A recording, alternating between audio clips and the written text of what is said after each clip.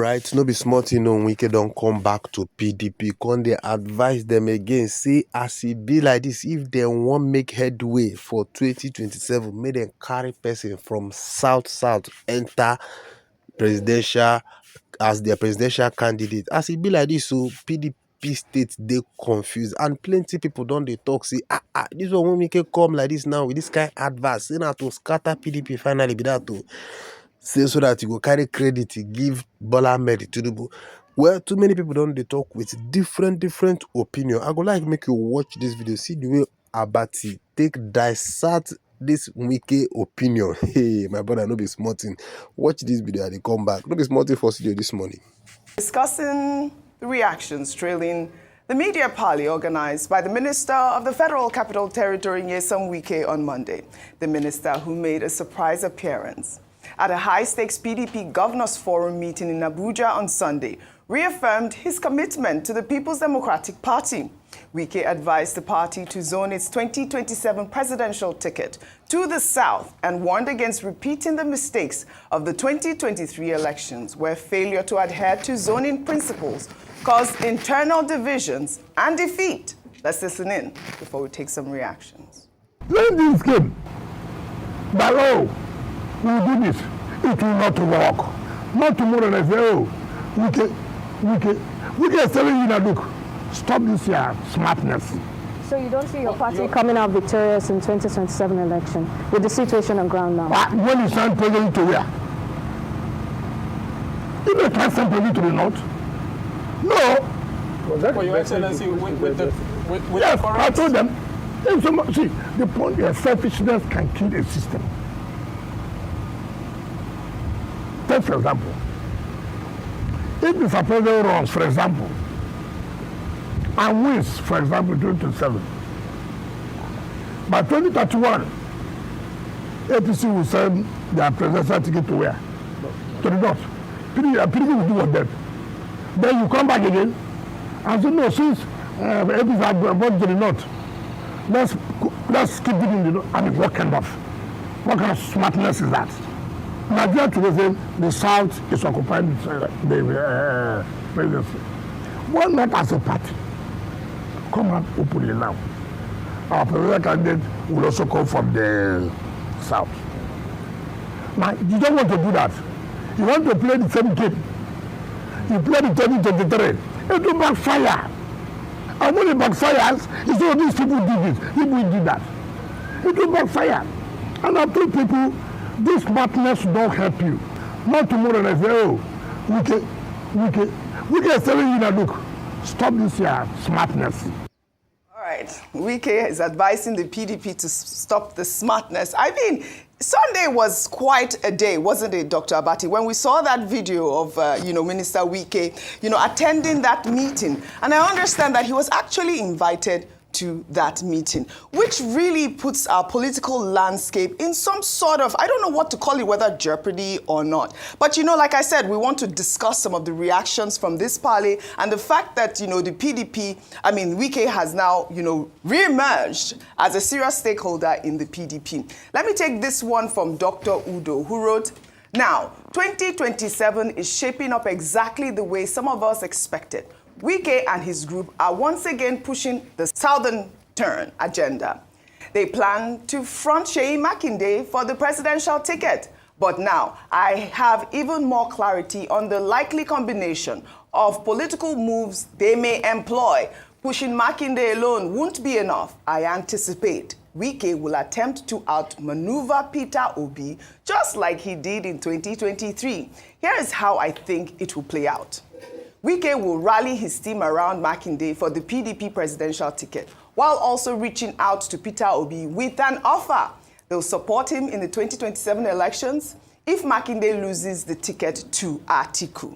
The strategy is to ensure a three-horse race again, allowing Tinubu to emerge as the beneficiary. The PDP governors will present this as part of their so-called Southern agenda. It's either Tinubu or Obi, but definitely not a northerner. That is from this particular ex-user. And, people have shared their opinions on what's happening. And I like this tweet from Fashi, who actually detailed, because Wike is saying that the PDP should zone to the south. But let me just pull up this tweet from Fashi. He actually detailed where the zoning has been since 1999 till date. He said, North, Yaradua got 2 years. Buhari got 8 years. And that's a total of 10 years to the north, correct? Then to the south, OBJ got 8 years. JEJ got 6 years. Tinubu 4 years. A total of 18 years to the south. So that's an 18 to 10 ratio. And then PDP era, the south got 14 years, and then the north got 2 years. Now, APC, north 8 years, south 4 years. Now, his question is, based on the above, which zone and party shortchanged each other? These are the questions, that 18 to 10 ratio. Well, in the meantime, Dr. Abati, before I come to you, Abdullahi Ganduje, the national chairman of the All Progressives Congress, has stated that the People's Democratic Party will cease to exist before the end of 2025 due to internal divisions. Ganduje, who stated last week that he sees nothing wrong with Nigeria becoming a one-party system, citing China as an example, asserted that the APC is gaining momentum under President Bola Ahmed Tinubu, with many political figures defecting to the party. He also dismissed claims made by Sule Lamido, former governor of Jigawa, that the APC will disintegrate and that former PDP members, including him, will return, calling them baseless and illogical. This is from Ganduje to Sule Lamido. But also, last week Friday, when Ganduje made that statement, Dr. Abati, about the fact that there's nothing wrong with, Nigeria turning into a one-party state, citing China, I'd like for you to address that as well. But also, the big topic is about Wike is emerging again as a strong stakeholder in the PDP. Well, we just had a conversation this morning with Senator Gabriel Suswam, former governor of Benue State. Or this Wike factor, one of the questions we put to him in the People's Democratic Party. A man who worked against the interests of the party, showed up at the meeting of the party on Sunday. We were told he was invited by the chairman, acting chairman of the party. The same man had a media party. And at that media party, he was saying that, look, the PDP will not stand any chance in 2027 if he does not field a southern candidate. In that regard, I said this morning that he appears to be consistent. That was his position in 2023, which led to his, leading the G5 and also his decision to support the presidential candidate of a rival political party. Now, I see a contradiction here. Now, Minister Wike has been very consistent in saying that he's committed to President Tinubu coming back in 2027 for a second term. Now, how is he going to work on this dictation? That's the question. That is given? If indeed the PDP, which has not found the courage to discipline him or expel him for anti-party activities, chooses a southern presidential candidate, is he going to abandon President Tinubu? So it speaks to the nature of Nigerian politicians. Yes. It speaks to the nature of the fact that many of these political parties are actually in disarray. On what basis is Wike again, with his open association with the APC and President Tinubu, would be able to dictate who should be the next presidential candidate of the People's Democratic Party? That's a gray area. As for the gentleman who is doing calculations, the North has done 10 years, the South has done 18 years. Again, this is a problem with Nigerian politics. In other jurisdictions, in the United States, or maybe the UK, to cite the familiar example that Nigerians like to refer to, they don't choose people on the basis of ethnicity or religion or geography.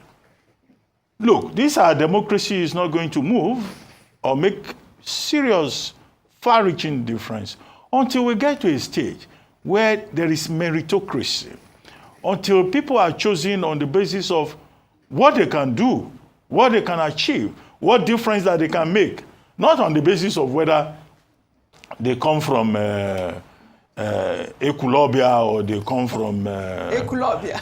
or they come from Kaura Namuda, All right. or they come from Djibouti, but because they are competent people who can move Nigeria forward. But we're unfortunately still at the level of ethnicity and religion.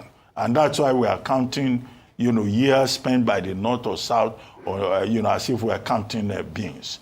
As for Dr. Ganduje, well, he says that the APC, the PDP will disappear. Well, by what calculation is he saying that?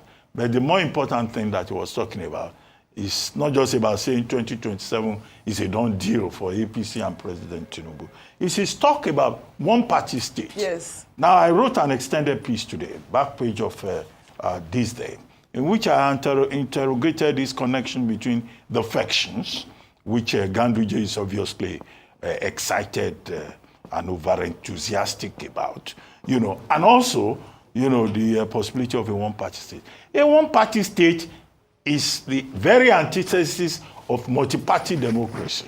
In a one-party state, he's citing the example of China. Yeah. In a one-party state, you don't have freedom of expression. Nope.